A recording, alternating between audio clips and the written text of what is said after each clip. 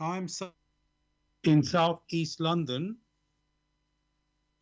and with me joining any moment will be Gregory. Gregory, welcome.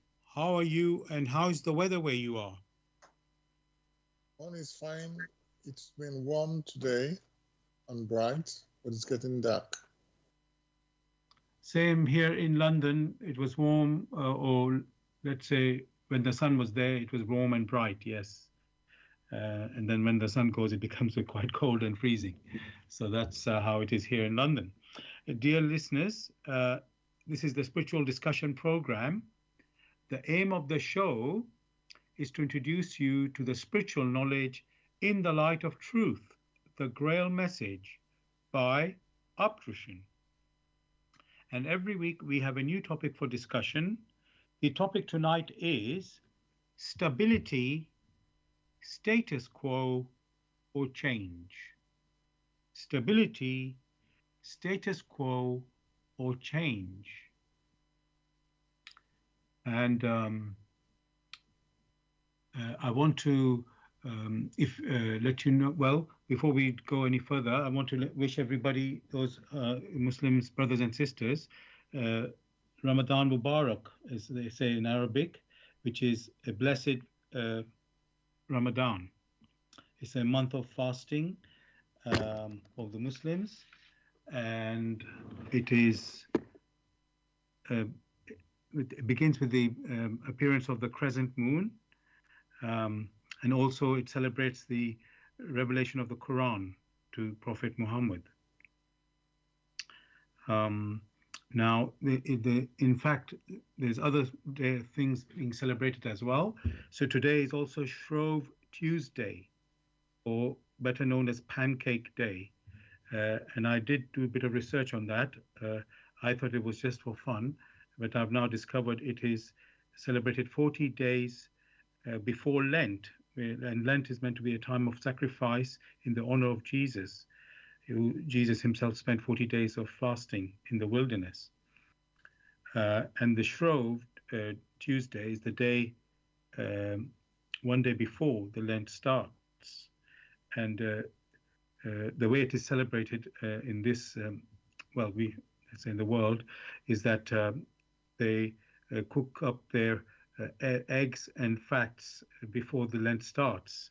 So it's a bit of indulgence in there, frivolity and indulgence.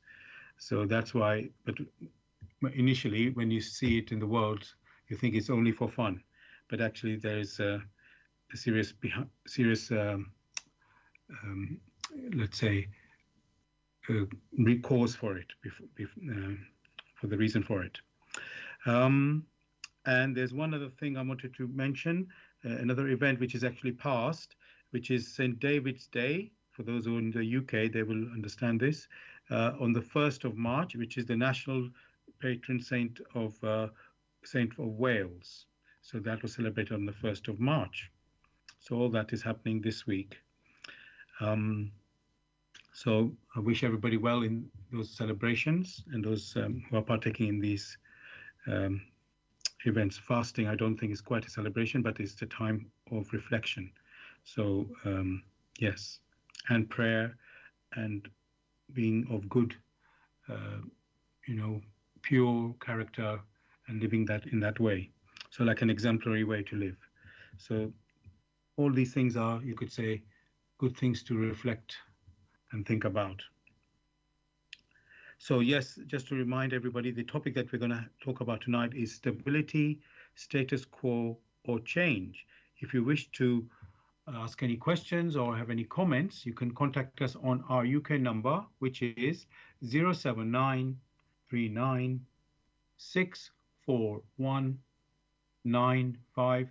You can call, text, or use WhatsApp. And if you're outside of UK, it is 00447939641958. Again, you can call, text, or use WhatsApp. I'm going to begin with, what is the Grail Message?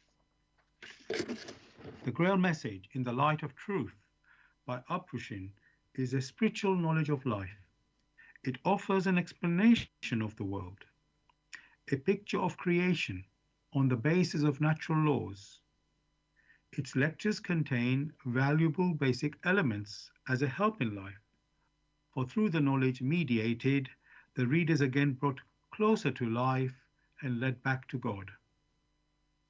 The Grail Message deals with important fundamental questions of life by explaining in a clear and logical way the automatic working of the laws of nature, the whole weaving of creation, allowing every process to be recognized and thereby the purpose of our whole life.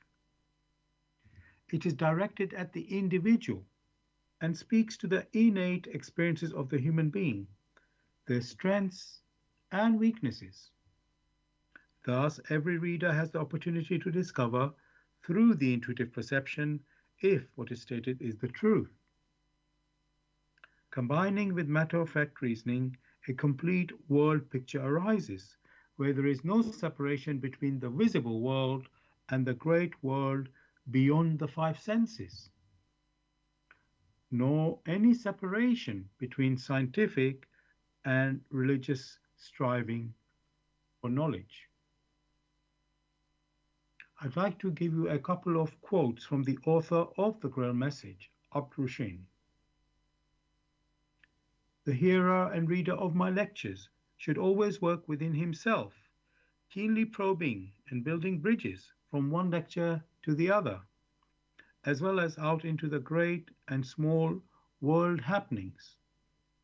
Only then will he be able to understand the Grail message and find that it gradually shapes itself into one complete whole without leaving any gaps.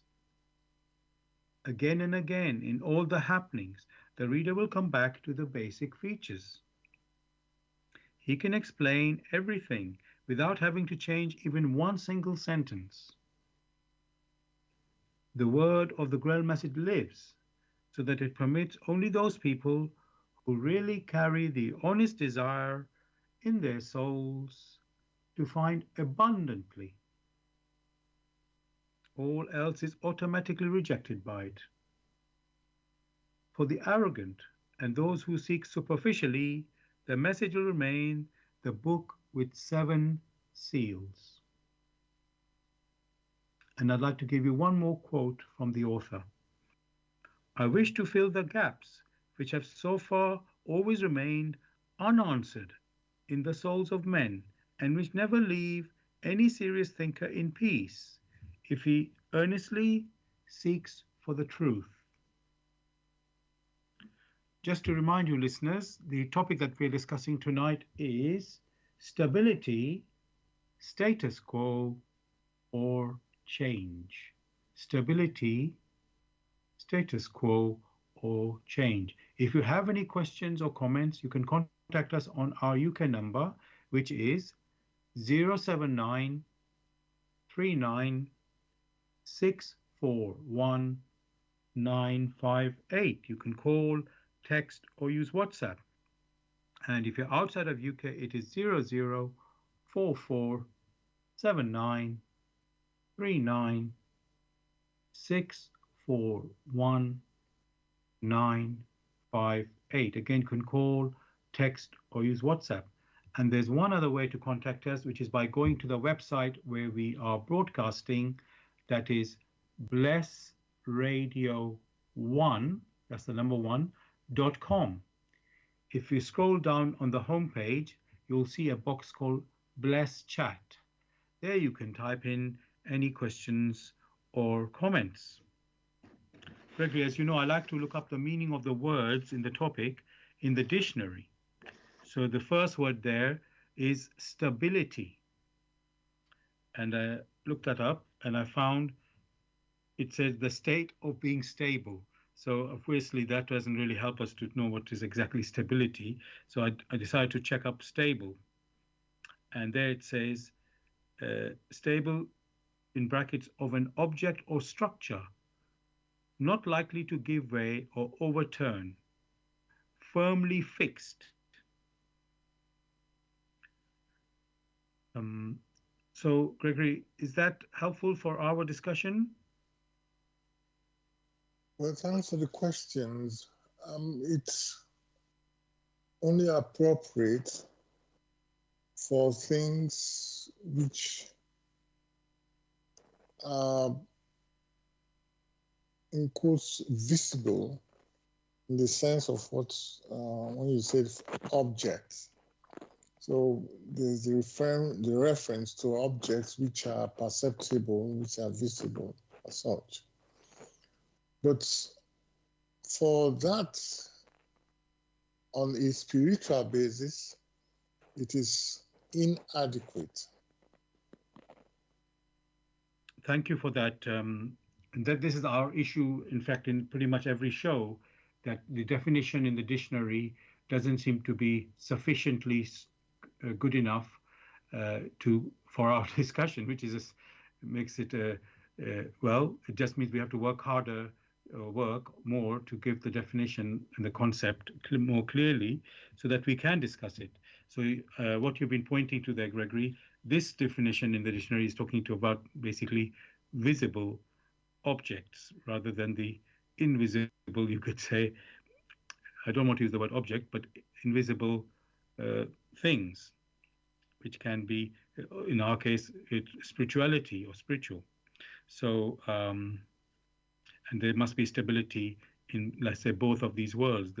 Let's call it the material world and the non-material spiritual world. So, okay, let's not stay on this at the moment, Gregory. We can just continue, and then probably we'll have the same issue as we go along, and then we'll handle this later and, as we go in the discussion. So the next word in the dictionary in the topic is status quo. And again, I looked that up in the dictionary and I found this meaning: the current state of things, the existing state of affairs, especially regarding social or political issues. Um, and they gave an example there. They have a vested interest in maintaining the status quo. So, Gregory, again, I must ask, is this suitable for our discussion? Is this definition for status quo suitable for our discussion? Definition is suitable for when one considers the scenario you just described. But when when it concerns that which is spiritual, it doesn't really hold water, and that has been the problem because it's very basic.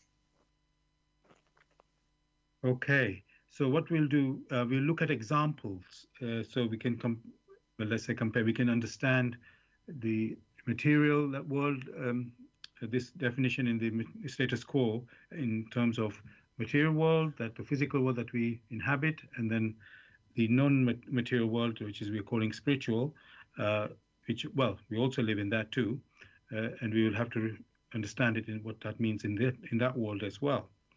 Okay, so let me continue. The next word in the topic is change. And in the dictionary, I found two meanings there. First one, make, in brackets, someone or something different, alter or modify. That's the first one, Gregory. What do you say to this one? Actually, it doesn't really qualify something tangible or concrete one can hold on to. Um, so it's very difficult, very challenging, um, because the whole topic, these are qualifiers: stability, status quo, and change. They must refer to something, to a particular noun,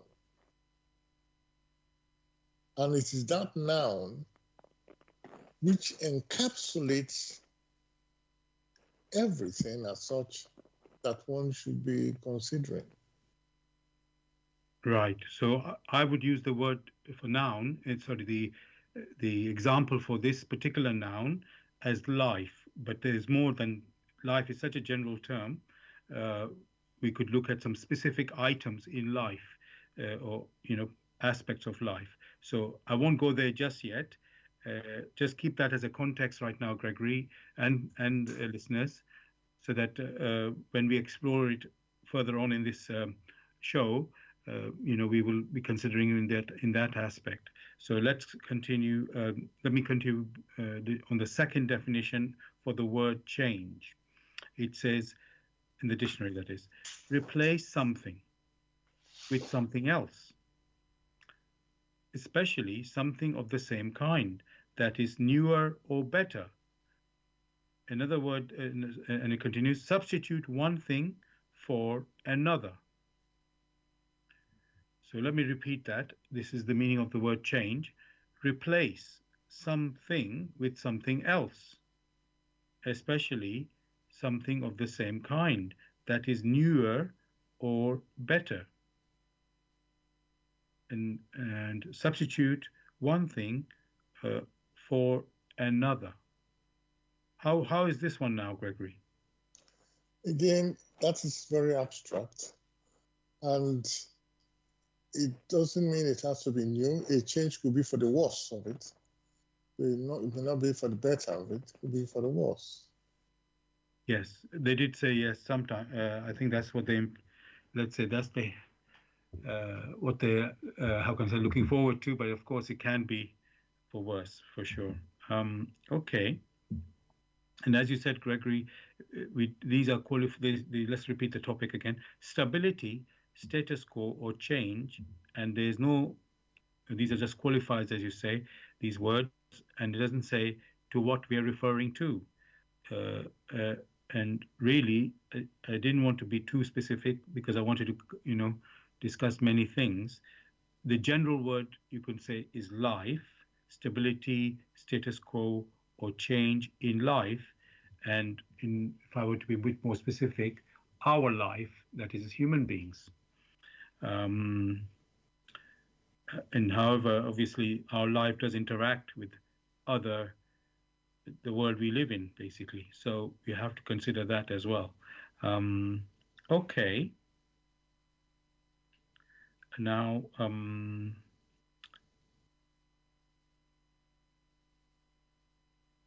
when I was considering this topic, um, there's this world of matter that we live in, uh, material world, you can call it, and there is this another world, the spiritual.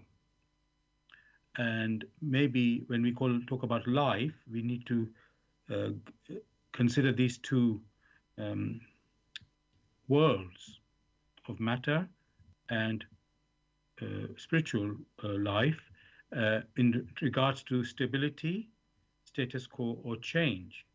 If we start with material life, the physical world that we are very familiar with, and think about stability there, status quo there, or change. Now, um, what I see, Gregory, when I think of the word stability, it's somehow it's a comforting term. Um, uh, there is something you are used to. It's that's what it feels like when you use the word stability, and there's I say this word comfort there. Um, and of course, stability also, you can think about time. It You feel it's, when you say stability, you feel like that's a period of time, a considerably long time, let's say. Um, Again, the word long is not very specific, but it's a sense, stability, sense of stability. So, and I'm just reflecting on it as we are speaking, Gregory. So I'm thinking, oh, stability, you think of, let's say, peace and happiness, harmony, uh, balance. That's everything is, let's say, in order, um, which doesn't sound too real when you look at how the world is. That's how it. Maybe that is what we are striving for: stability, and it almost seems impossible to achieve it, to have it. So, Gregory, let's talk about that. Is it possible, Gregory, to have this stability in this world of matter? Let's talk like that. Is there such a possibility to have stability in this world of matter? Or is it some sort of something like a weird idealistic concept, which is not not achievable in this world of matter? Well, thanks again for this particular question. To make sense, you had mentioned the world of matter and the world beyond matter. There are different categories when one considers that which is beyond matter. Whether it is matter or that which is beyond matter, one key thing which the individual takes away is that all of these are in motion. Therefore, what the topic, the title is pointing to is stability of motion,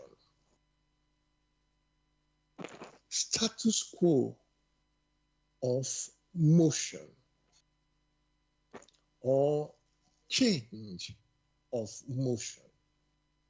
For all these types, matter or non-matter, they all are in motion. And as we can easily point to, is that motion is a law in creation. Therefore, when one is referring to stability of motion, you yourself use a key point, and that is balance. So when stability of motion is mentioned, it means there is a balance. Balance as expressed in motion is that in which the end of the motion flows back to the beginning. That is what provides the structure of the motion. And as long as there is balance in motion, there's balance between giving and taking. There is balance in all that one does, not only in that which is perceptible to the five senses, but also that which is concerned with one's thoughts, one's intuitions, and motion in general in the world of matter, in the world or in the realm of non-matter, which one may call animistic, which one may also refer to as spiritual, which one may also refer to as divinity.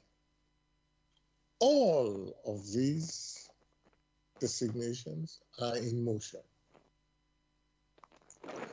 And whenever there is a balance in motion, where the end flows back to the beginning, that happens in a harmonious way. So you find that stability also, there you have harmony coming in, there you have balance. So the structures which abide within this type of motion are stable,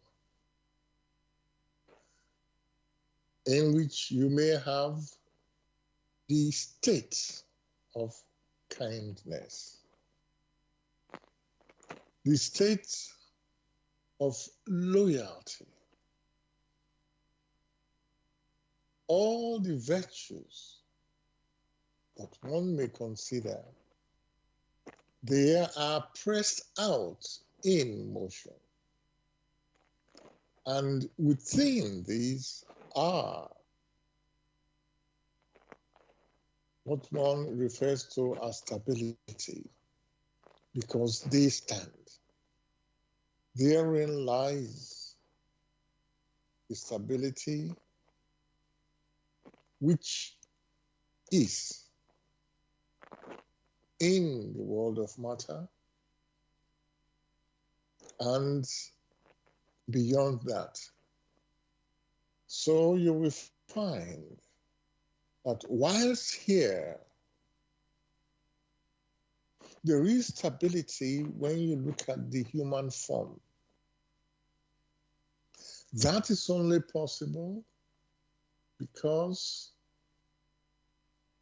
that which uses the physical body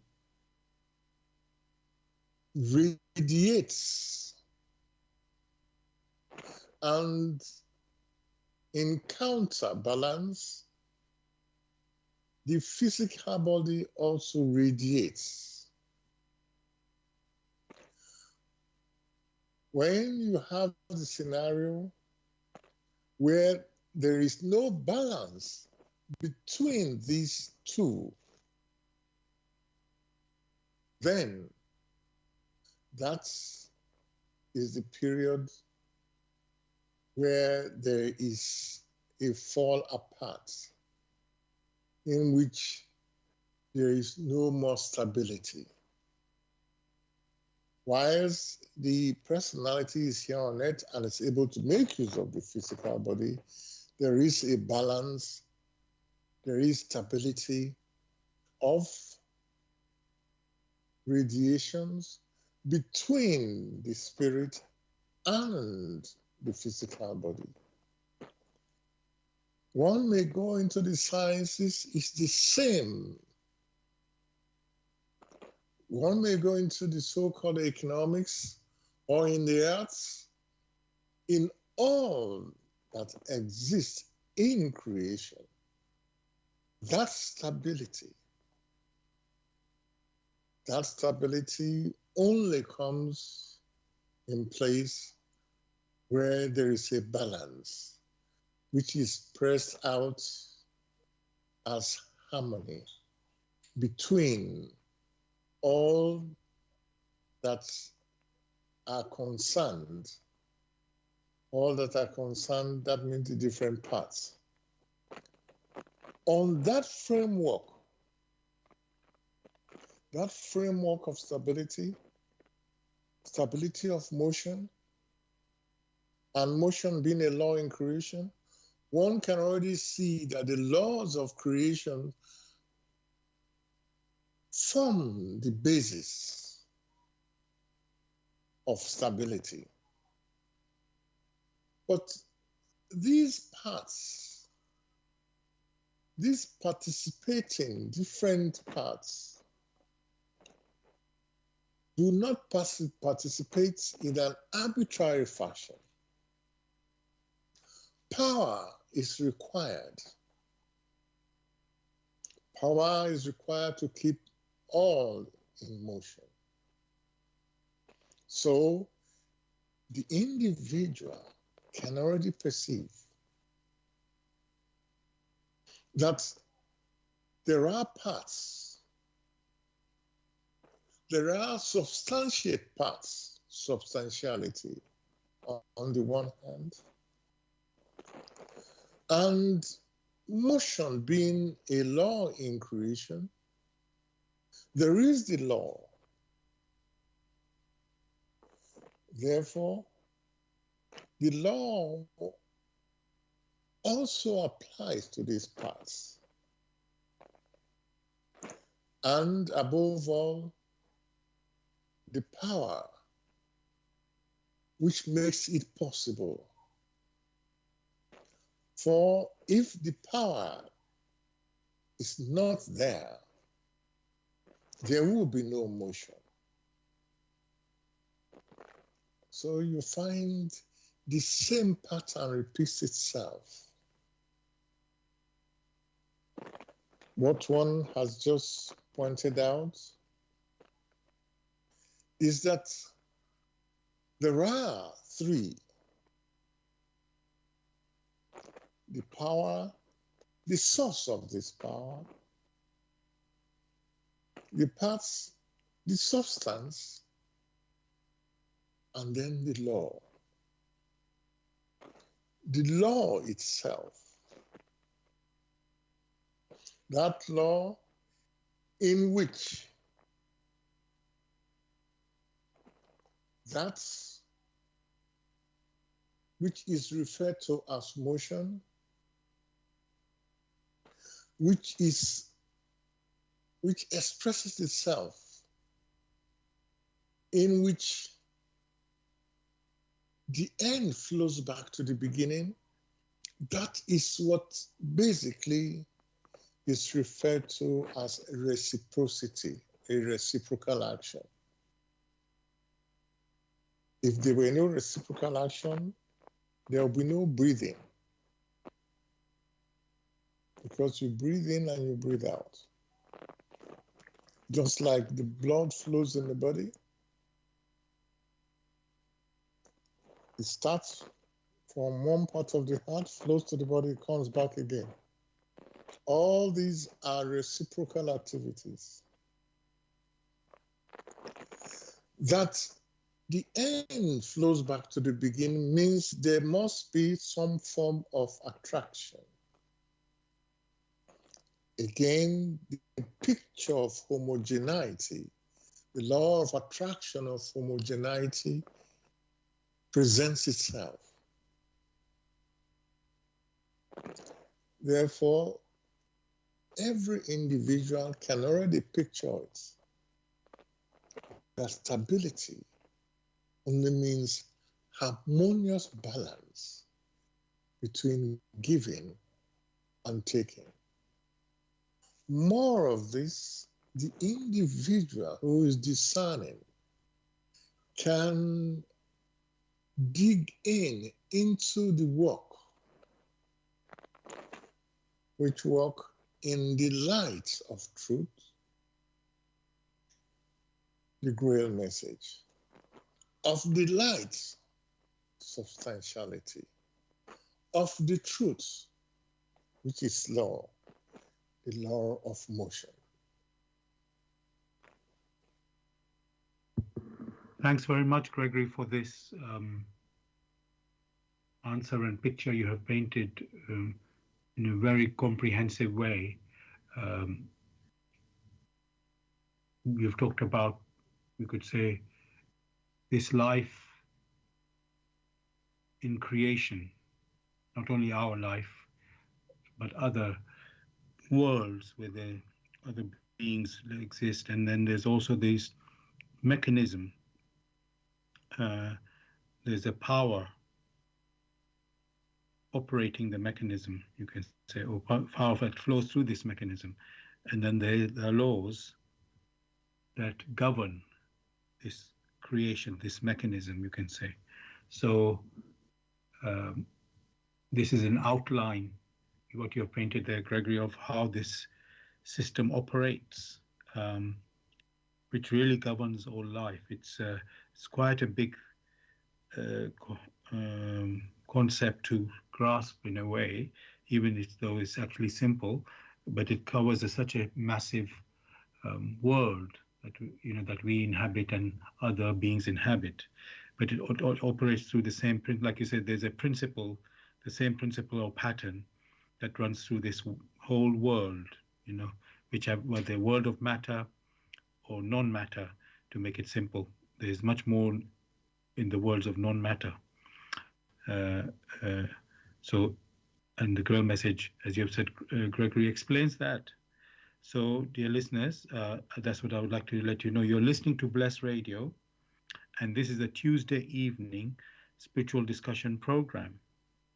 The aim of the show is to introduce you to the spiritual knowledge in the light of truth, the Grail message by Aprushin.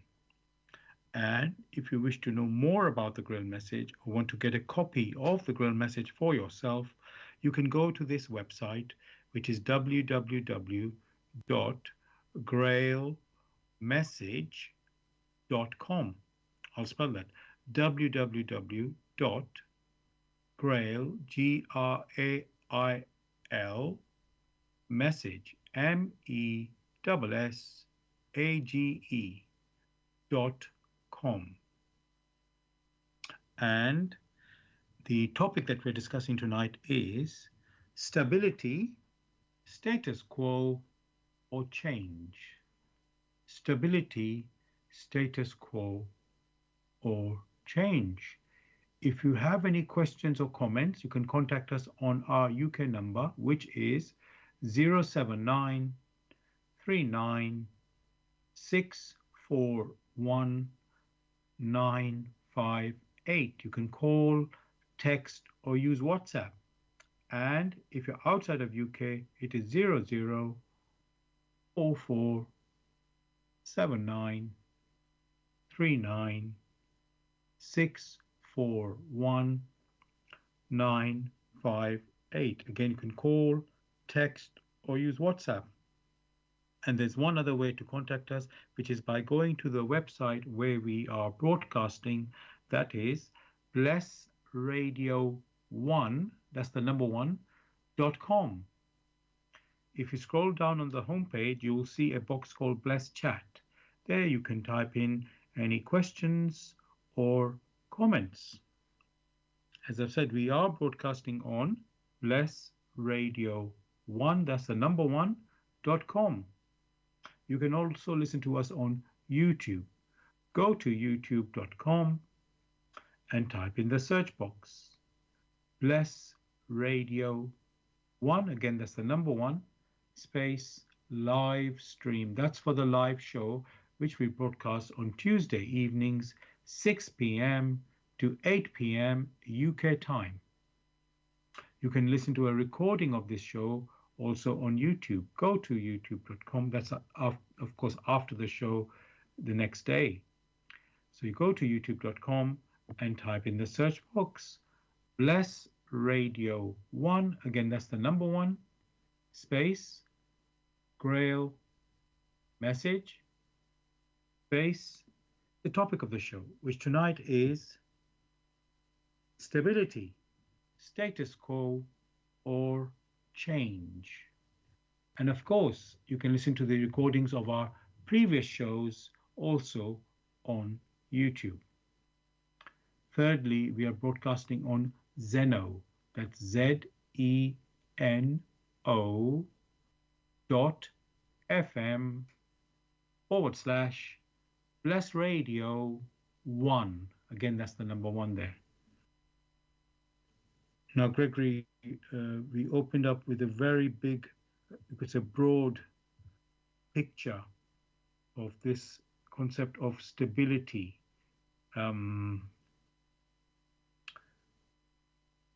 We had to say, show that there is a system or mechanism, or in this world, let's call it creation, to make it simple, and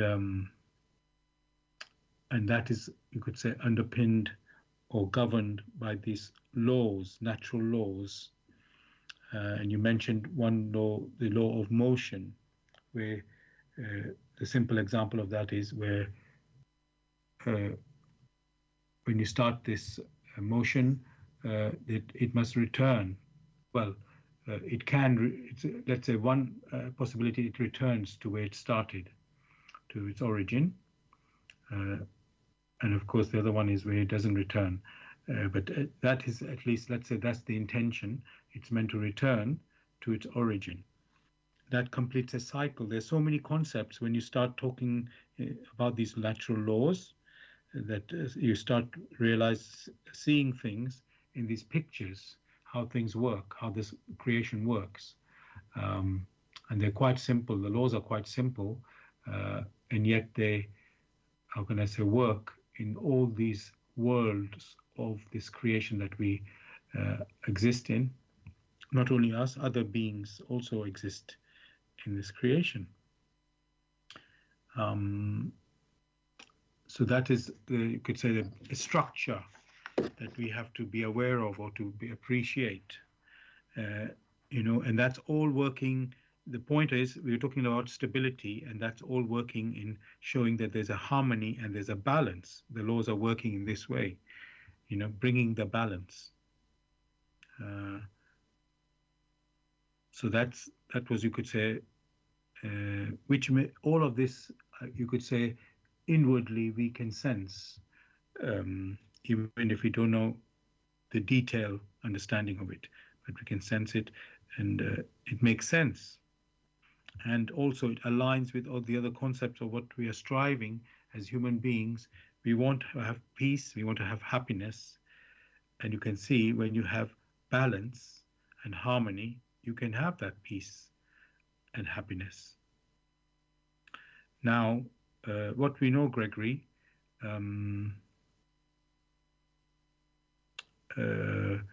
life is made up of, I was going to say real life, but everything is in a way life. Life is made up of ups and downs, or we go through ups and downs. So I was wondering, because the whole topic says stability, status quo, or change, and we now know that there's a stability in this system or mechanism that we live in, but our own experience of life, we can have stability, or let's call it status quo, for a period, and then surely a change will come. That change can be, like I said, ups or down. Obviously, I would say we like to have ups rather than downs. We were talking about balance. So I was wondering, Gregory, I know this might sound a bit comical, but are we meant to have like equal amount of ups in our life, and also equivalent number of downs, so that we can really have a balance? I know it sounds comical, to achieve, you could say, the true experience of life. Now, when we say ups and downs, somebody must be wondering, what does it mean, these ups and downs? Is it like having sickness and illness and accidents and troubles? That is downs. And then ups are highs, where we are successful, you can say. There's failure and success. All these things are part of life.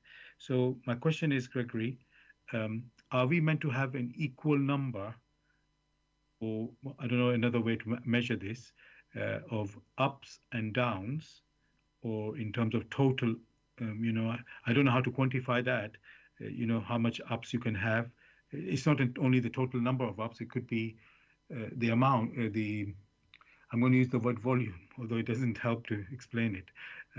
So if you can understand, Greg, I'm trying to say, is there meant to be like an equilibrium of ups and downs? I hope you understand what I'm saying there, and happiness and sadness. It is the individual that intellectually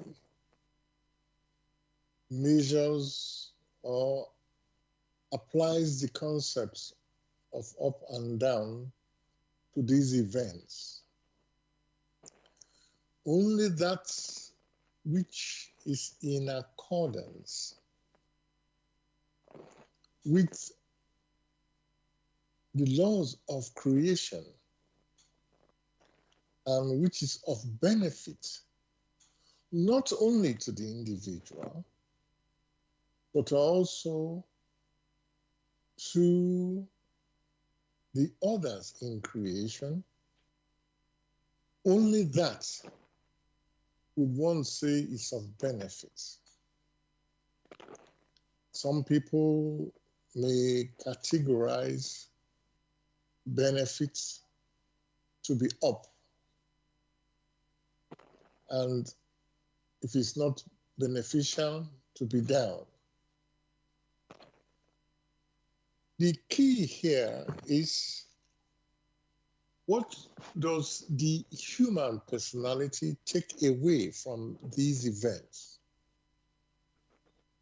If the human personality in these events is able to absorb the lessons such that it becomes of benefit to it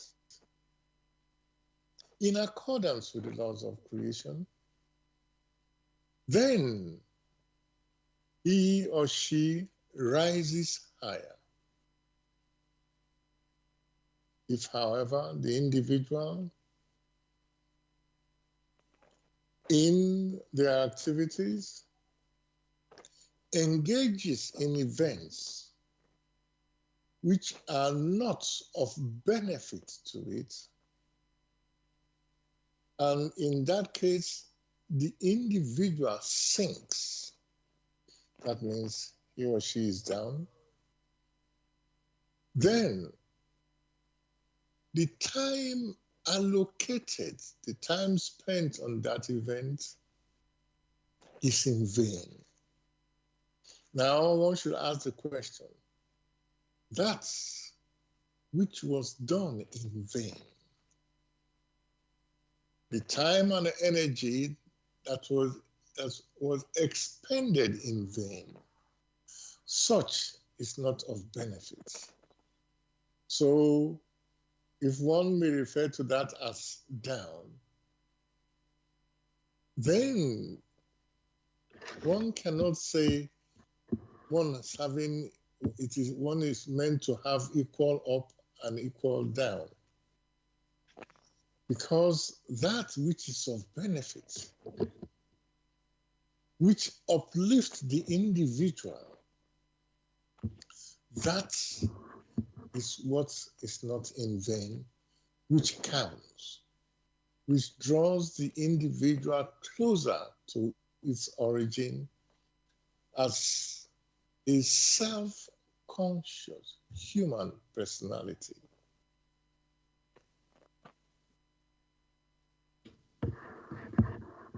Thanks very much, Gregory, for this answer, and how you explained the ups and downs as benefiting or not benefiting. I'm putting that word in that way for our Gregory. Just to be clear, when you say benefiting, is that in what sense it is benefiting? Is it how can I say doing good or bad or something else? Because what is the idea of this benefiting? I'm not clear about that right now. One is referring to that which is of benefit to the human personality, to the human spirit. What many refer to as good are only limitations, because they can't see the whole thing, and in their thoughts, or when they go do certain things which does not resonate in accordance with the laws of creation, because nobody is watching, they feel good. They feel good. That doesn't mean that the laws of creation did not record this for what it is, and it's not of benefit to the human personality. So that which is good is that which is of benefit to the human spirit. That which is of benefit to the human spirit does not necessarily mean that which is pleasant. That which is pleasant intellectually, but it may be a severe experience which stamps its mark on the human spirit, which experience may be of use not only here but hereafter. Then that is good because it's of benefit to the human spirit. If, however, in superficiality and laziness, in which the individual does nothing and feels good, of what benefit subsequently? Because then it has not had any event which touches the spirit. And when it departs here, the earth, when it departs from the earth, it has not had enough experiences which could be of help to it to navigate its paths homewards, and may even fall when the time allotted for maturity is over. So one must differentiate that which is of benefit to the human spirit, which allows it to mature in accordance with the laws of creation, and that which has been done in vain.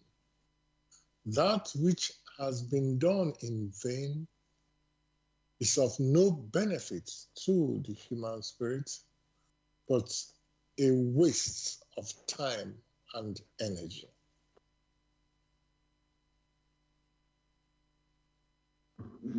Thanks very much, Gregory, for clarifying that concept of benefit to our human personality. What I'm seeing there is there's a growth and development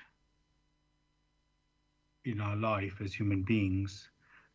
We know we are born as a baby on this earth and then develop into a child and then adult and then become elderly, if of course we live the full earth life, you can say.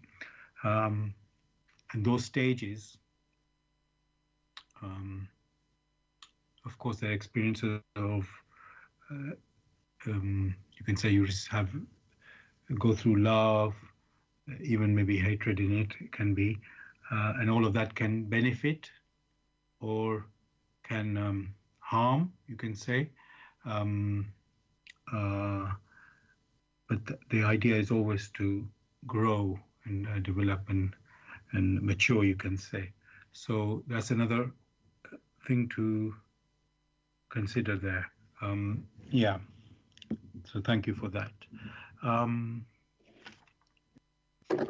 Now let's look at this. We are talking about stability, status quo, or change. And status quo, we said, was, if I look in my dictionary meaning, was existing state, if I remember right, somewhere. I just sort of look that in my notes before I continue. So yes, status quo is the current state of things. So yeah, just so current as it is now. So in the present, you can say. But it sounds also that is people want to stay there in that status quo, because they're comfortable again. It's a bit like the stability, like we were saying. But it's a neutral word, status quo, so it doesn't mean it can be comfortable. But people don't like to change. That's another thing that, or let's say not many people don't like to change. I shouldn't say everybody. And so it's like some people are willing to do change, let's say, more comfortably, or easily, let me say, and others are not so comfortable with the change. I'm just trying to think. So now I'm trying to see, Gregory, the purpose of our life as human beings. You said we're meant to, uh, you could say, do things that you could say benefit us, benefit our personality, um, and and you said when we talk about doing good, that doesn't mean something necessarily should be pleasant, because some things can be challenges, and that cannot may not be pleasant. So you can see, and that's what we need to benefit us. So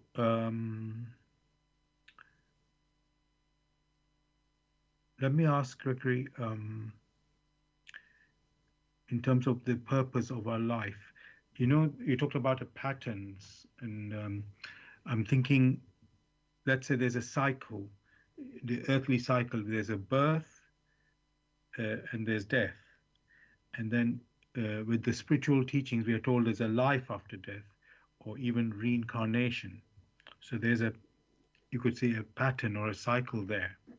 Um, so what is the purpose, Gregory? I know you said the idea is to live life where it benefits your human personality. Can you say more about that? What is the purpose behind this to get the benefit for the human personality? Is it, we have this birth, we have this is on earth we are talking about, and then there's supposed to be a life after death, and even others might say reincarnation. So, what is the purpose of that? There has been so much confusion about the notion of so-called life after death because there had not been the appropriate qualifiers. Why is that so?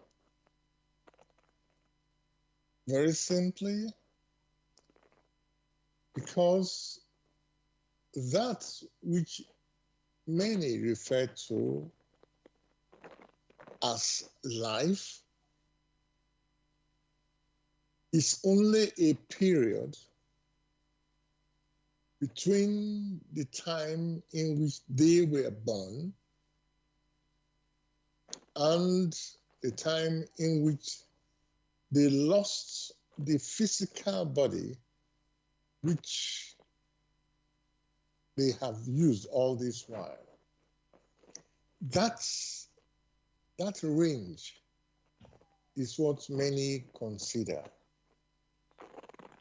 Beyond that, they now say life after death. But what they have failed to consider is that where was this life before they were born?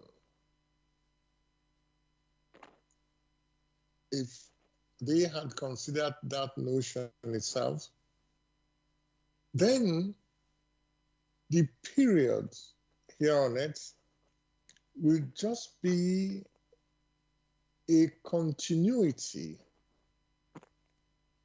a manifestation of that life which was there, which needed to take on a physical body in order to be acquainted with five senses, to learn to use this physical body to experience. And after a period of time, the physical body, which belongs to the world of matter, the world of matter which is transient, therefore, the physical body is also transient. They would have used that physical body for a transient time before they then leave behind the physical body and continue. So it will be a continuation of life, but now without the use of the physical body of the blood and flesh, which they were used to. Then in that scenario, there will be no confusion, there will be no fear, because they knew they existed before they were born. And when they now drop the physical body of flesh and blood, they will still exist, but haven't experienced much using the physical body.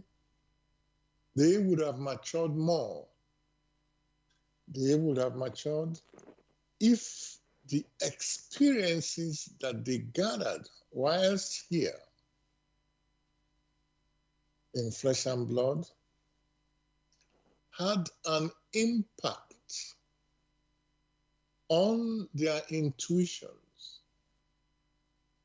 And in that case, they had learned the necessary lessons of that impact. Therefore, it's of benefit to them. It's of benefit because they will now use those lessons that had an impact on their intuitions, which is the channel of communications. It will have a strong impact on their spirit, and that will help them also to fashion a path for themselves, fashion a path for themselves towards the origin from whence they had started as unconscious spirit gems.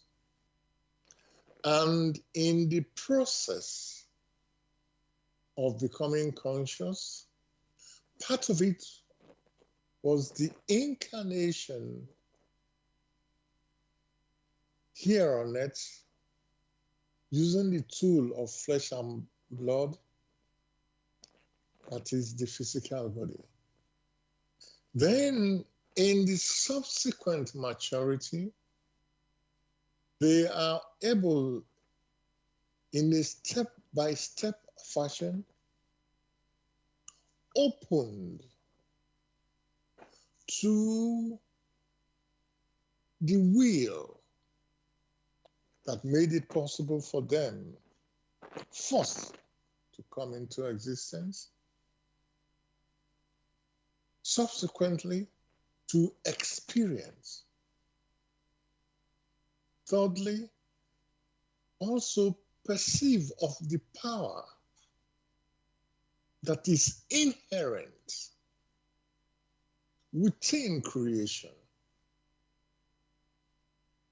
In that sense, as long as it becomes apparent, clear to them, what they themselves had experienced, what they themselves had interacted with, these challenges, these cognitions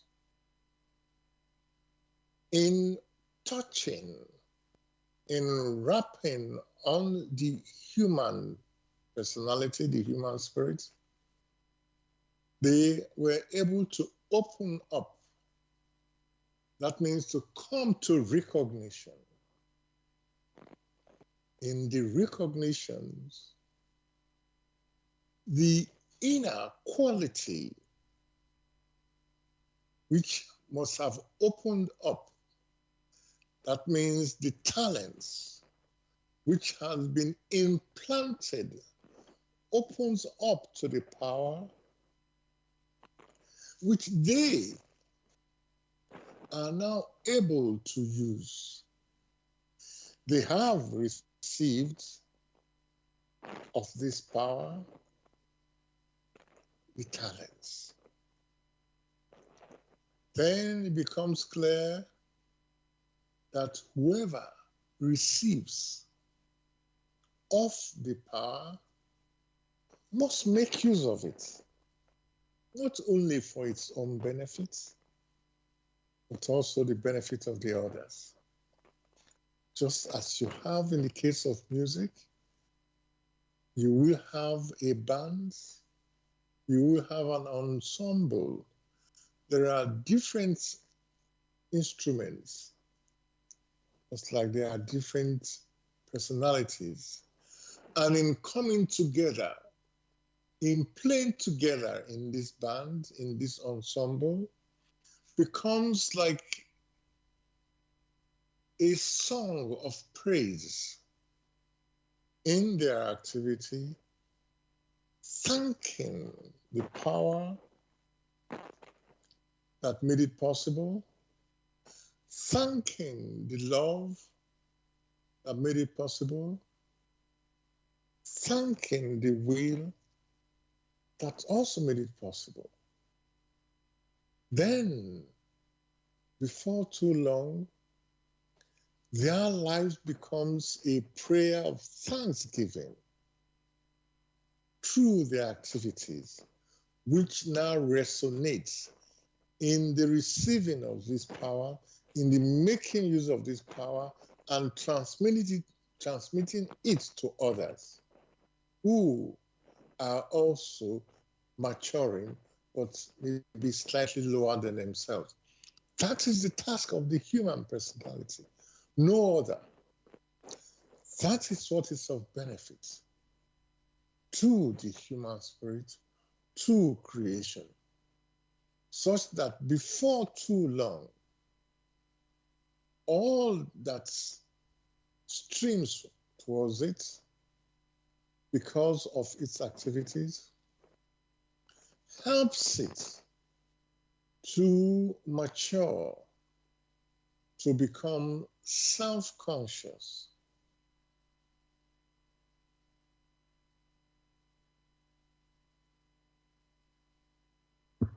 Thanks very much, Gregory, for building this picture about the life before birth, which we don't even consider when we talk about death and life after death.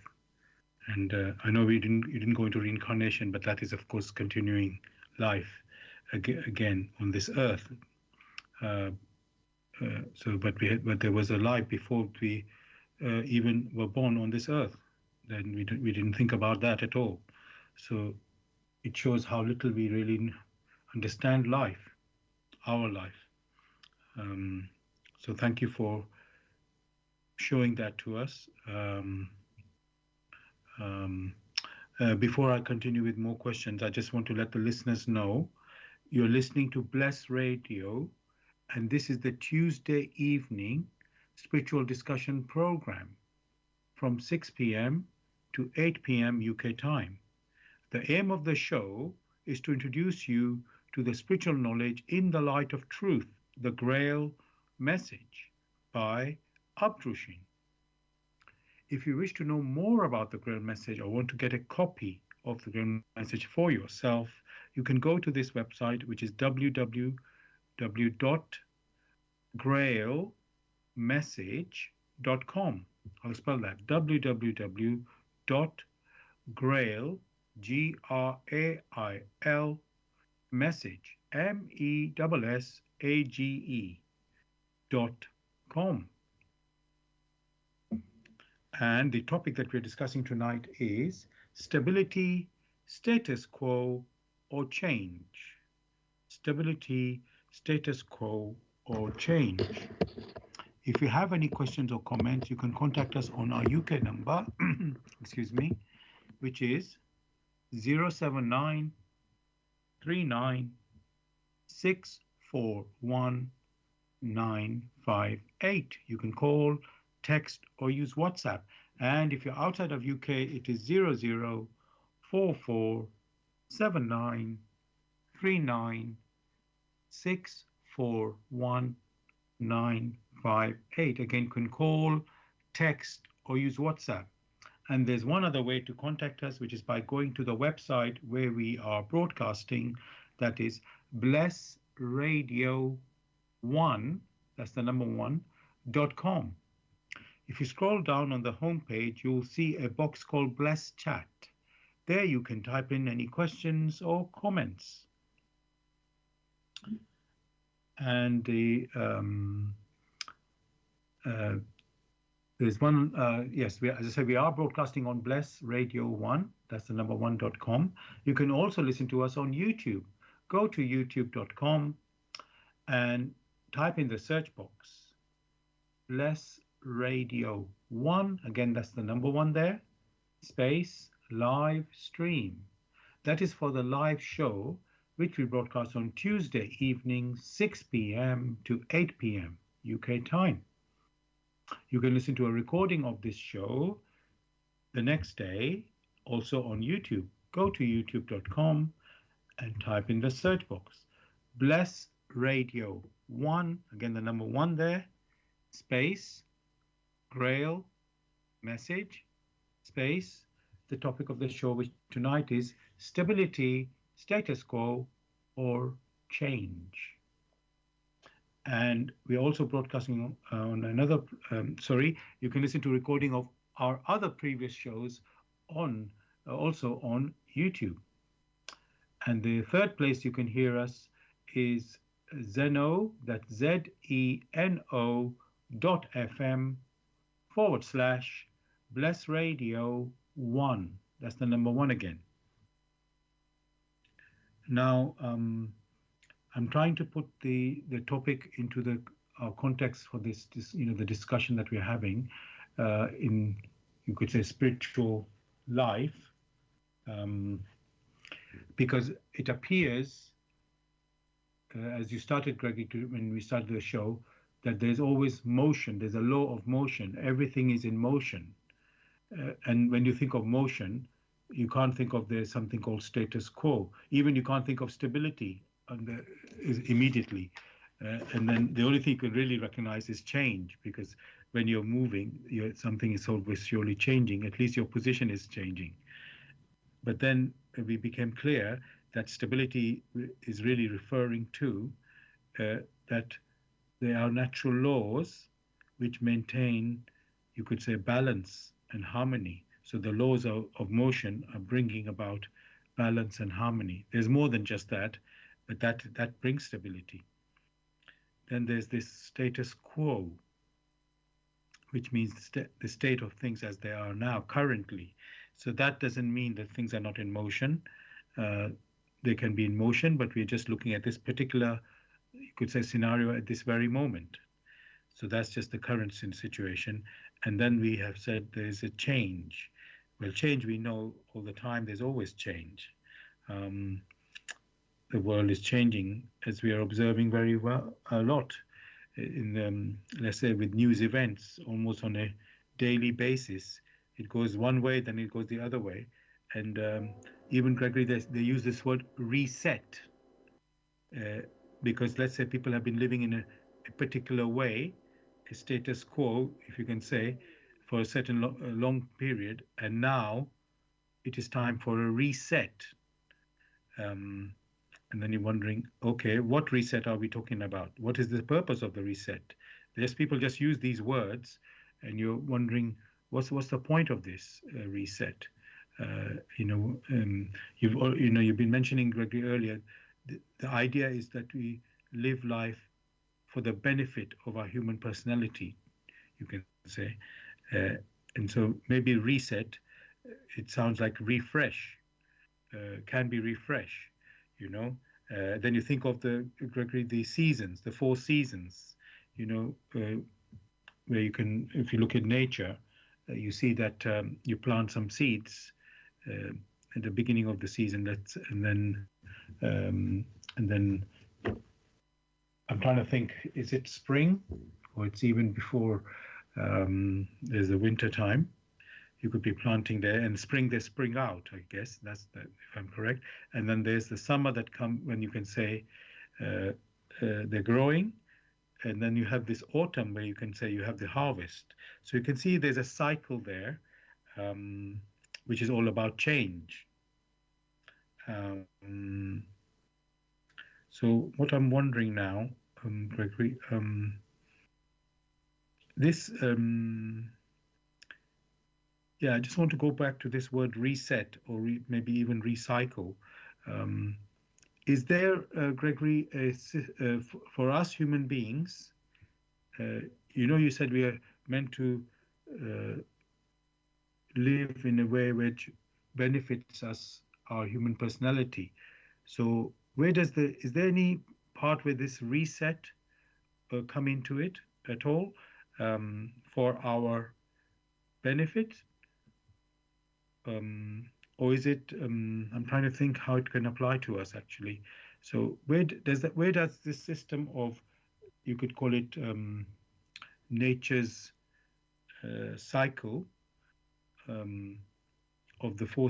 I know I'm talking about the four seasons, but I'm talking in a bigger way than just the seasons.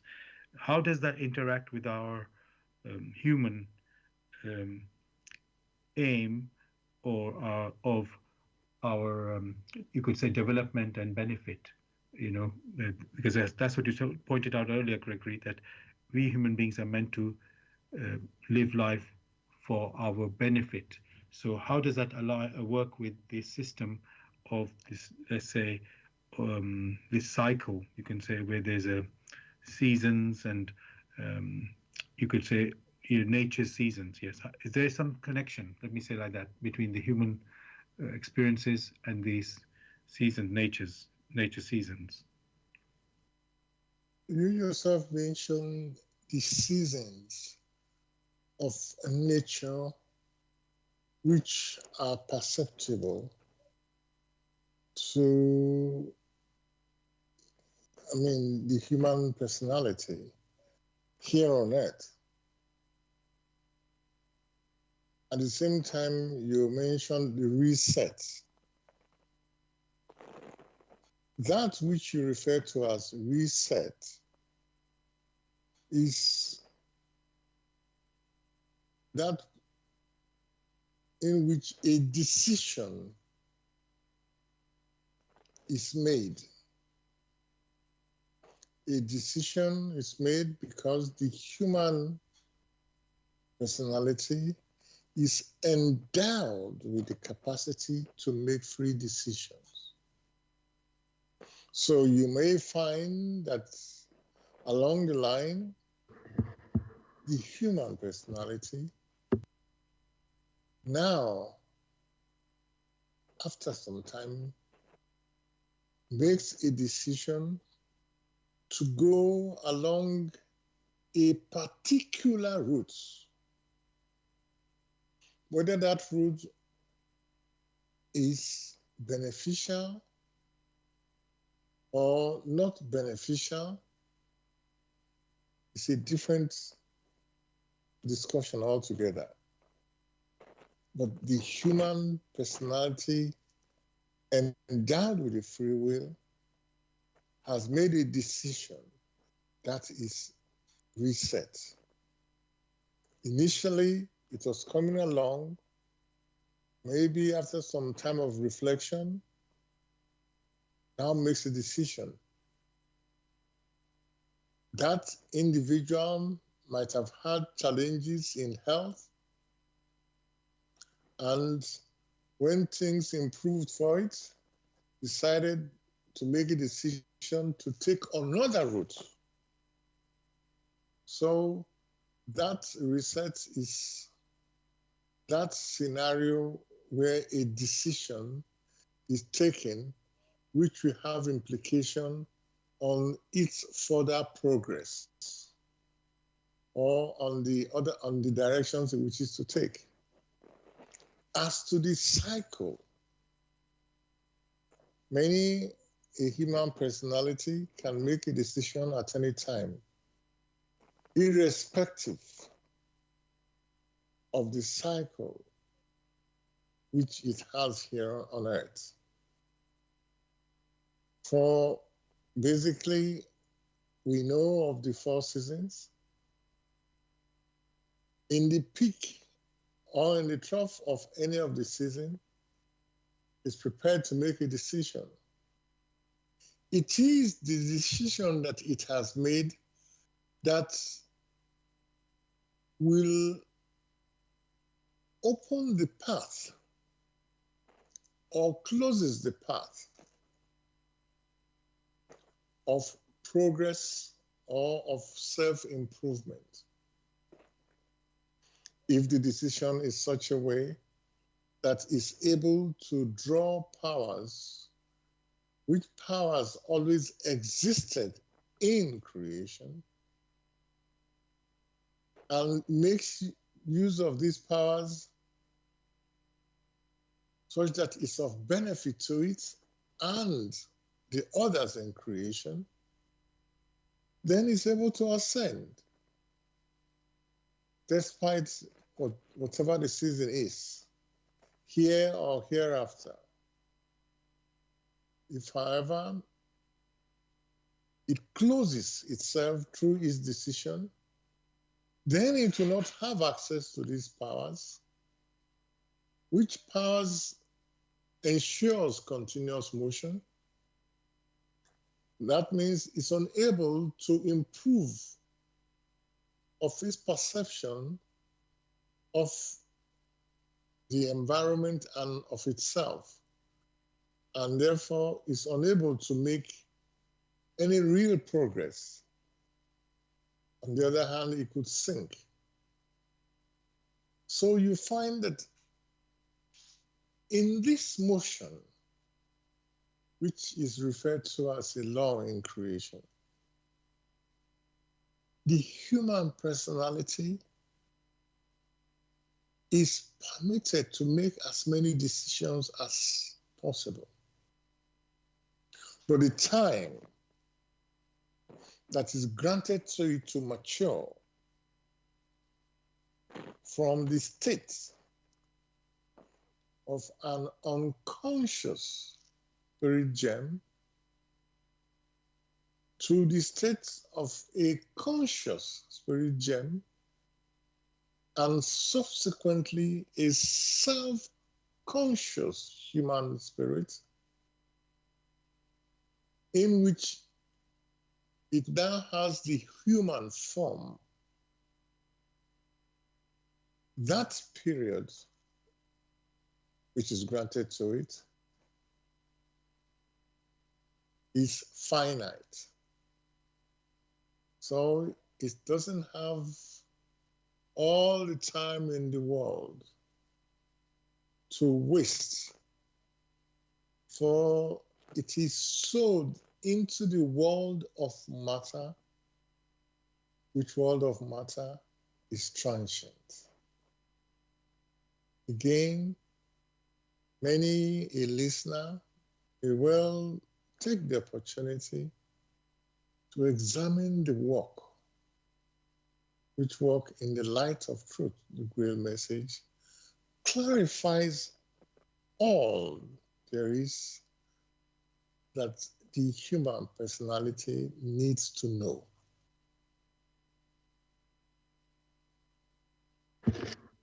Thanks a lot, Gregory, for this answer and picture you've painted there about, you could say, the human, if I can say, cycle of life, which is the journey of us human beings starting as unconscious spiritual seed or germs, as it is said in the Grail Message, from the spiritual world, and then starting as unconscious, just to get that clear again. And guess what? What do you expect? Something that is unconscious, what would it want to do? It would want to become conscious. So this journey of becoming from unconscious to conscious, so that has led it to come out from the spiritual world down to this earth. It passing through a few planes, but the simple explanation of understanding is coming from this spiritual world as unconscious and with the wish to become conscious, which has resulted us to land on this earth, if I can say that way, having experiences here, well, having experience all the way, but all the way down, and then you can say the consciousness manifesting on this earth for us human beings through our experiencing. And then guess what? This is a cycle. So the cycle must always go back to its origin. And the origin, of course, where did we say it was a spiritual world? So we must go back conscious there. That's what you can see quite easily in that journey. And yet there's another part of that which may not be obvious, is to become self-conscious. So we won't go into all the specifics, as you said, Gregory. We advise everyone who wishes to really go deep into these matters to pick up the Grail Message for yourself and read these words and get your own understanding from them directly.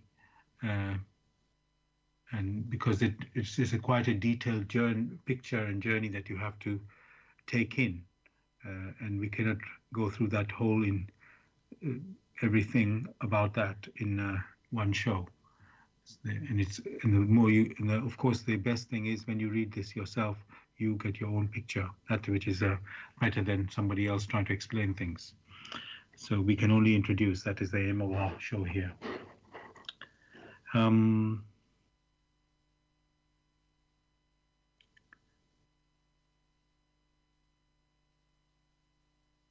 So what Gregory have made clear is life is definitely continuous, you could say, change. I mean, it's sort of obvious anyway, because nothing stands still in life. We're always moving, but we can go forwards, we can go backwards. That's another thing that you know. And so, Greg, what I'm wondering, in this journey to become conscious, from unconscious to conscious, is there something directing us? Are there, let's say, guides are directing us or guiding us along? Or are we just left on our own to, you could say, do trial and error and just see, oh, we go this direction, and then, it's like when you burn a finger in the fire, then you're never going to do that one again. And other times maybe you, how can I say, see success. How can I paint that picture of success? Where, well, maybe you reach happiness. There are moments of joy and happiness and upliftment.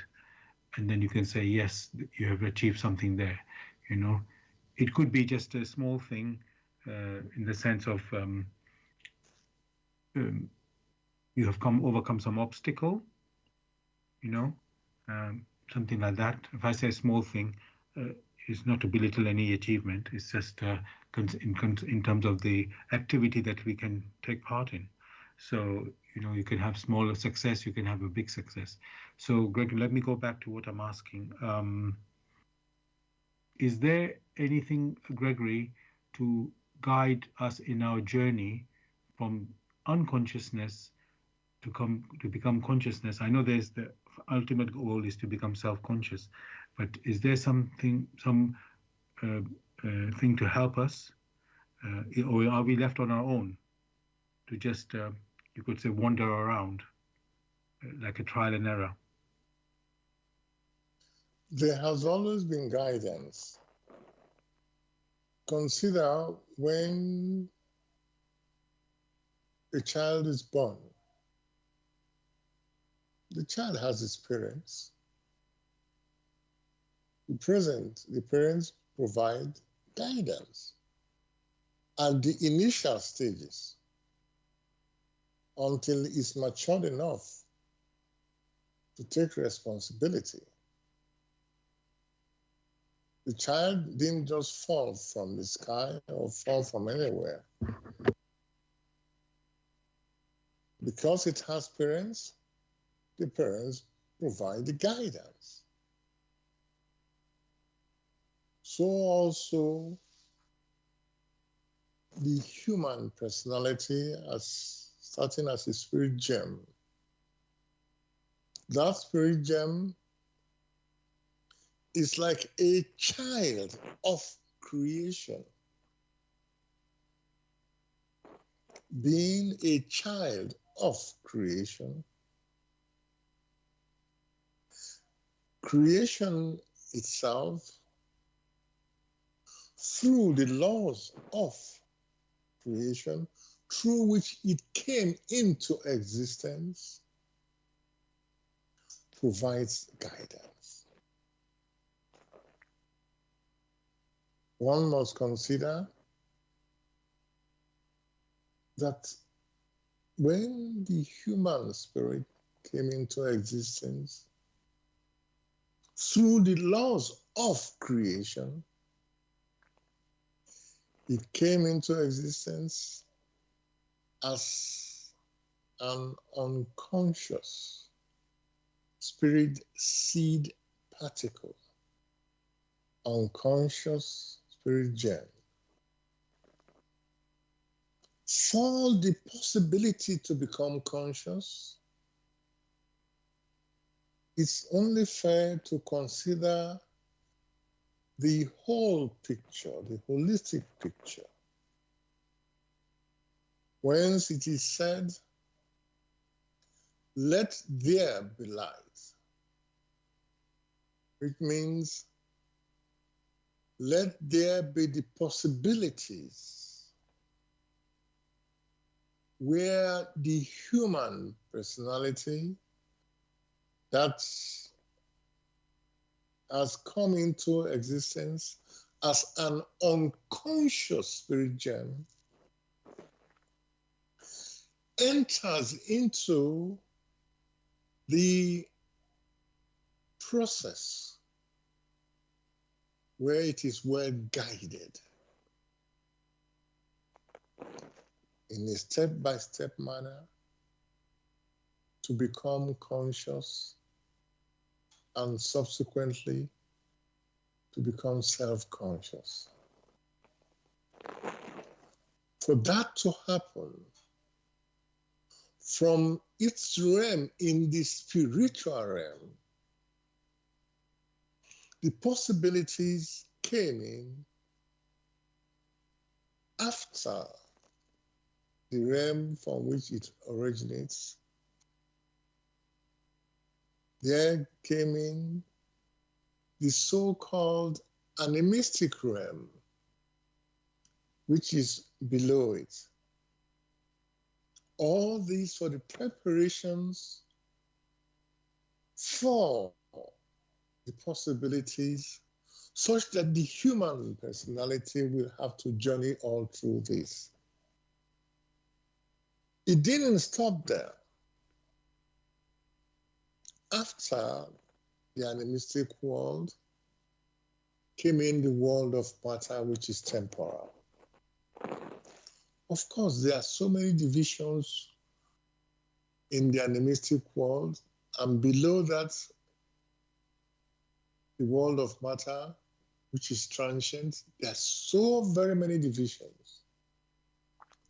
In each of these categories, the human spirit was granted gifts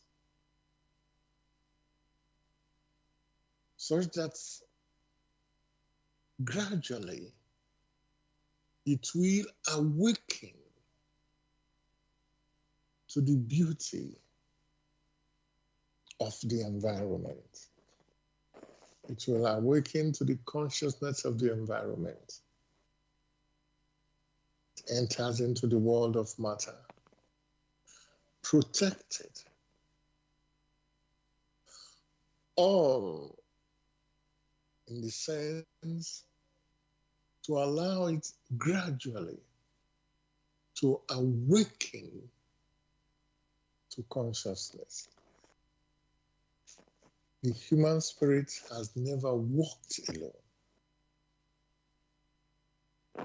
It has never walked alone because the gentle guidance has always been there.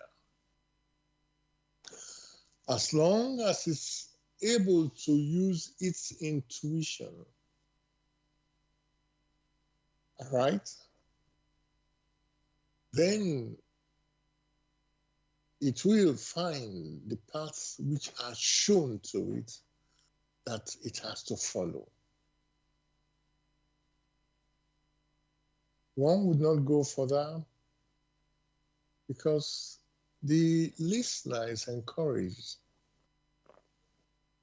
to examine this work.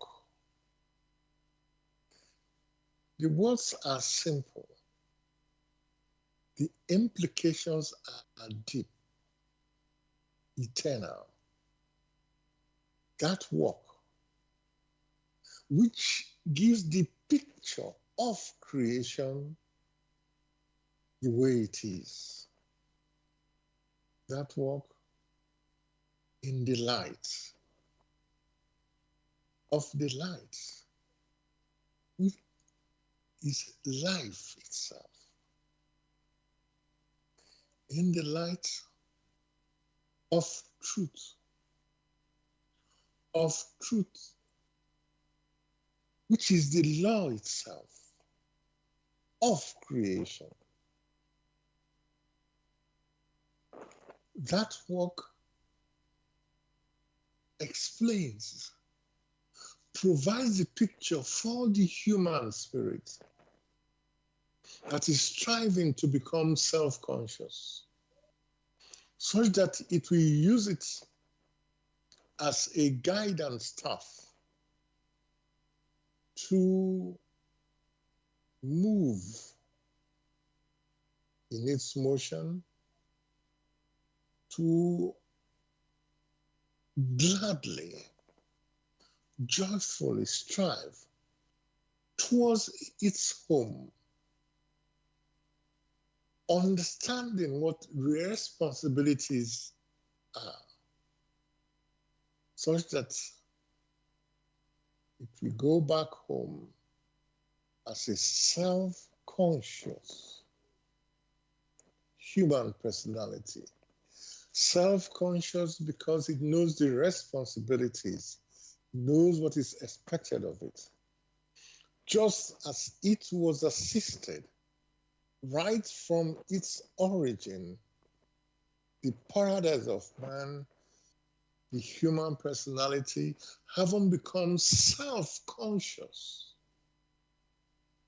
knows what these responsibilities are, knows what is required of it. So it should be of help to those who, like him, are just on their journey. Then it fulfills as it has received. Now it helps to propagate. Now it's understandable. With such, there will be a world without end. That is the task. The human spirit never walked alone. There has always been support. That is unable to perceive of these supports is because it has not listened to its intuition. It has not recognized the voice or the impressions from the intuition. Had it done that, then gradually things would have opened up and it will not miss its way. Therefore, that saying, "You never walk alone," is correct. Thanks very much, Gregory, for these words. clearly pointing out that, as you say, you never walk alone. There's always help and guidance around. And I've got more questions to ask you in a moment. But before I do that, I just want to let the listeners know you're listening to Bless Radio. This is the Tuesday evening spiritual discussion program from 6 p.m. to 8 p.m. UK time. The aim of the show is to introduce you to the spiritual knowledge in the light of truth, the Grail Message by Uptrushin. If you wish to know more about the Grail Message or want to get a copy of the Grail Message for yourself, you can go to this website, which is www.grailmessage.com. I'll spell that www.grail, Grail message, message.com. And the topic that we're discussing tonight is stability, status quo, or change. Stability, status quo, or change. If you have any questions or comments, you can contact us on our UK number, which is 079 39 641 958. You can call, text, or use WhatsApp. And if you're outside of UK, it is 0044 79 39 641 958. Again, you can call, text, or use WhatsApp. And there's one other way to contact us, which is by going to the website where we are broadcasting. That is Bless Radio 1, that's the number one.com. If you scroll down on the homepage, you will see a box called Bless Chat. There you can type in any questions or comments. And as I've mentioned, we are broadcasting on Bless Radio 1, that's the number one.com. Also, you can listen to us on YouTube. Go to youtube.com and type in the search box Bless Radio 1. Again, that's the number one, space, live stream. That is for the live show, which we broadcast on Tuesday evenings, 6 p.m. to 8 p.m.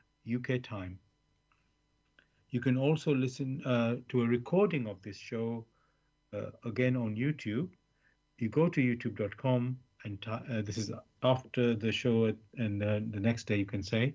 So you go to youtube.com and type in the search box Bless Radio 1, that's the number one there, space, Grail Message, space, the topic of the show, which tonight is stability, status quo, or change.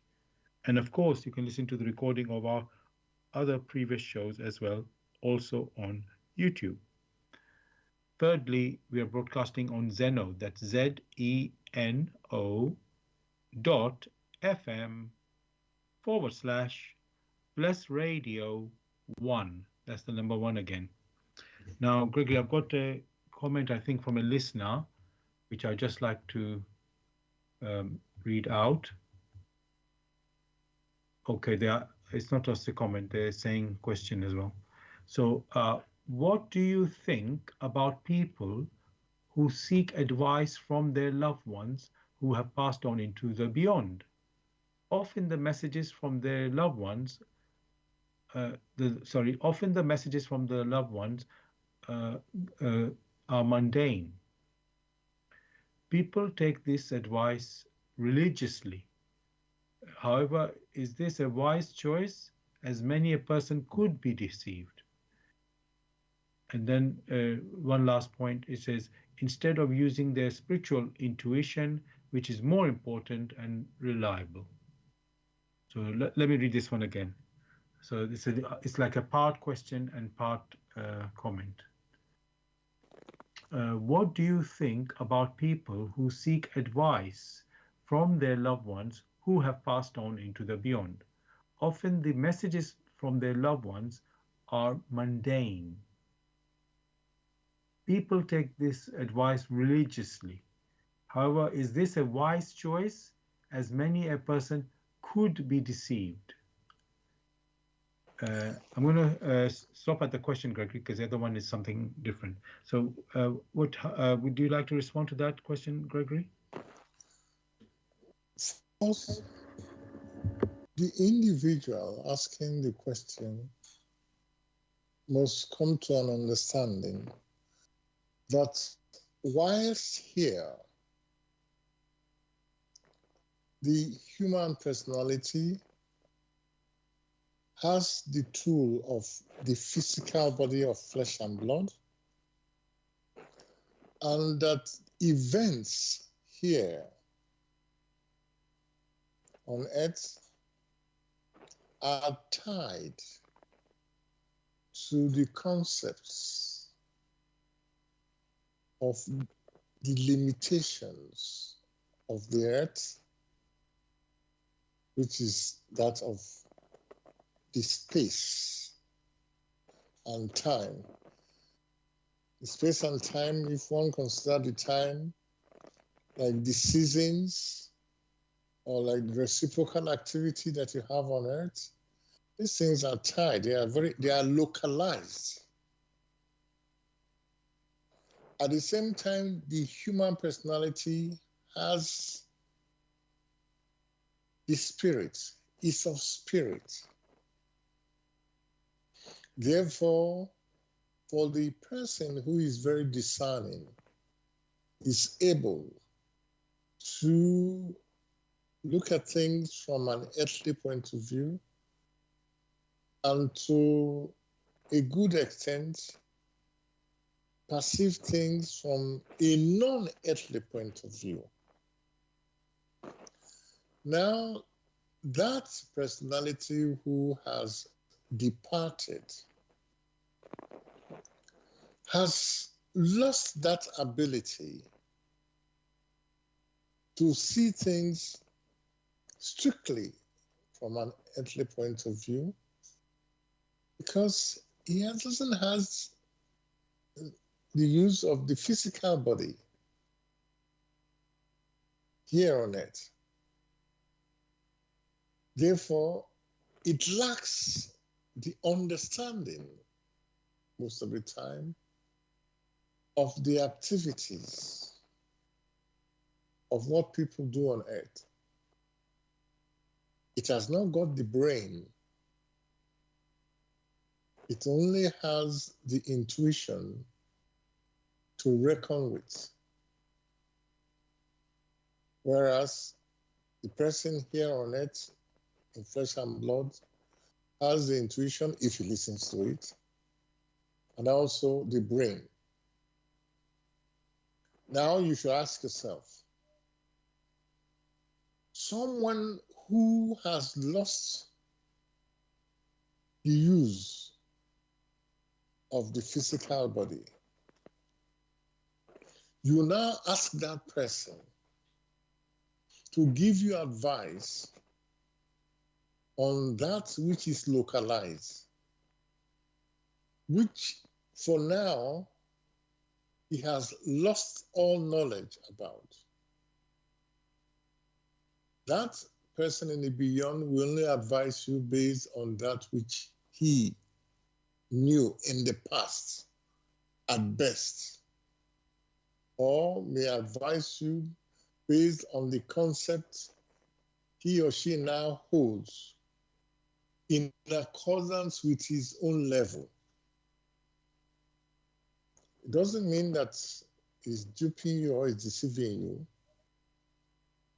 but it's been factual based on its state. And like the questioner said, these things are very petty things. Therefore, many times it is not advisable.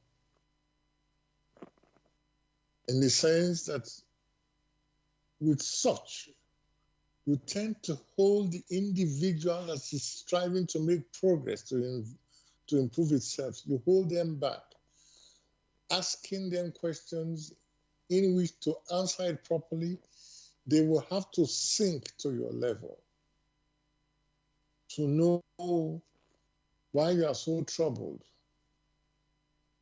over these things. So it's always a challenge.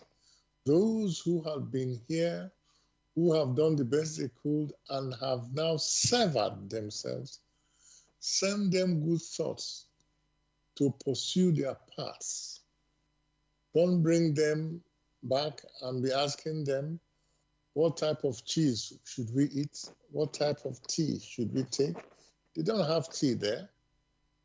All right? They don't eat the physical food like you do. Therefore, to ask them of something which they don't have a knowledge of is an error. Thanks very much, Gregory, for this answer. Now, throughout the show, you've been mentioning the intuition. We're supposed to use our intuition in, how can I say, making decisions, receiving guidance, and so on. And people may have different ideas what is intuition. Some people say gut feeling, or listen to your heart, the voice of your heart, and so on. These are like expressions that we use. And people might even wonder, can you really rely on the intuition? It's like a feeling, isn't it? So are you sure that it's not can be influenced, or what? I don't know what word to use about it, that it can be really reliable.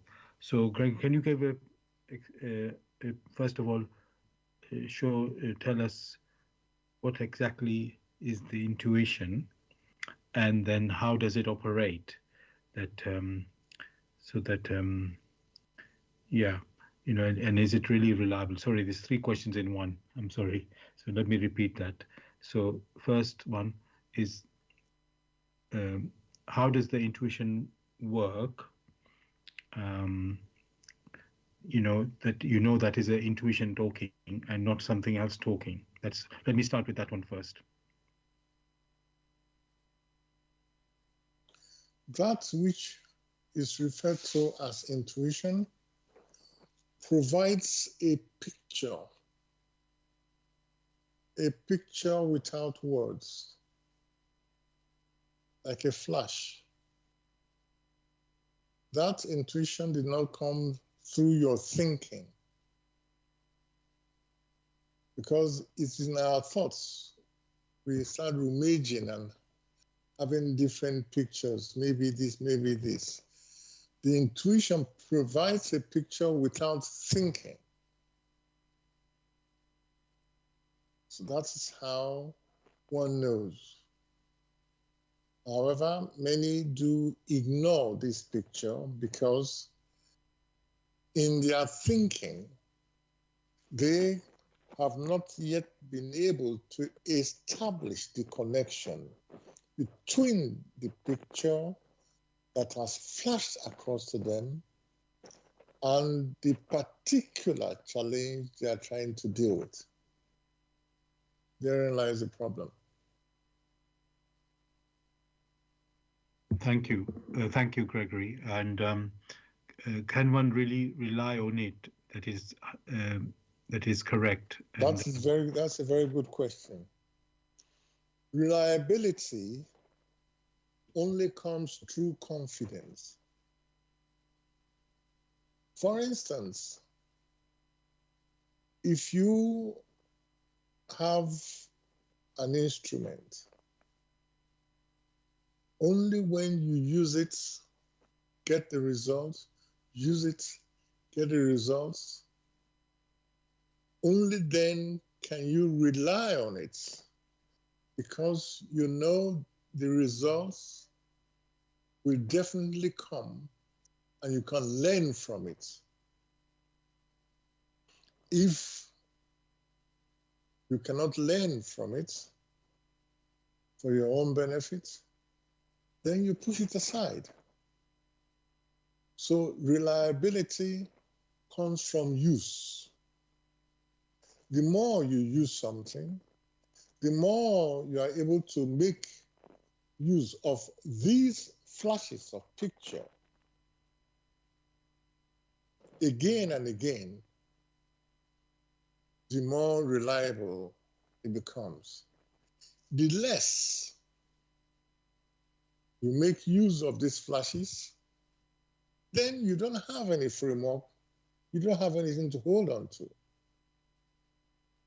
Then comes the unreliability, not from that of the intuition, but of your personal indolence or ignorance or just carelessness. Thanks very much, Gregory, for this answer. Now, dear listeners, we've come to the end of the show tonight on the topic of stability, status quo, or change. Hope you've enjoyed the discussion. Um, the topic initially seemed, let's say, hard to look at, to consider, but when we had the, let's say, proper context of it, things started to fall into place, I will say. So I hope you've enjoyed that discussion. Now, I'd like to read, as usual, from the Grail Message, the foreword, which is titled For Your Guidance. The bandage falls, and belief becomes conviction. Liberation and redemption lie only in conviction. I am addressing earnest seekers only. They must be able and willing to examine this matter objectively. Religious fanatics and irresponsible enthusiasts may hold aloof, for they are detrimental to the truth. As for the malevolent and the prejudiced, they shall find their sentence in the very words. The message will strike only those who still carry within them the spark of truth and the yearning to be true human beings. To all such it will become the shining light and staff. It will lead them unswervingly out of all the chaos of the present day confusion. The following word does not bring a new religion, but is intended as the torch to help all serious listeners or readers find the right path, which leads them to the longed for height. Only he who bestirs himself can advance spiritually. The fool who uses extraneous aids for this, in the form of ready-made opinions of others, only walks his path as if on crutches, while ignoring his own healthy limbs. But the moment he boldly uses all the abilities which lie dormant within him, awaiting his call to help in his ascent, he is employing the talent entrusted to him in accordance with his Creator's will, and will easily overcome all obstacles that seek to divert him. Therefore, awake. Genuine faith lies only in conviction, and conviction comes solely through an inflexible weighing and examining. See that you're truly alive in the wonderful creation of your God.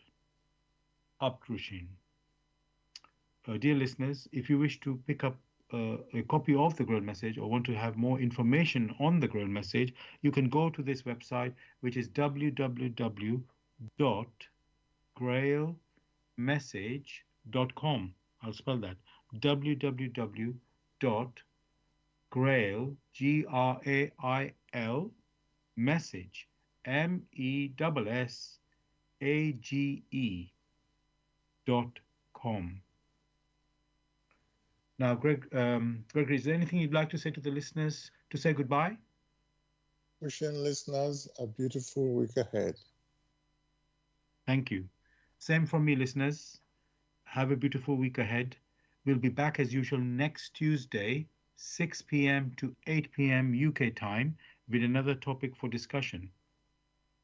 Take care, good night, and God bless. Bye.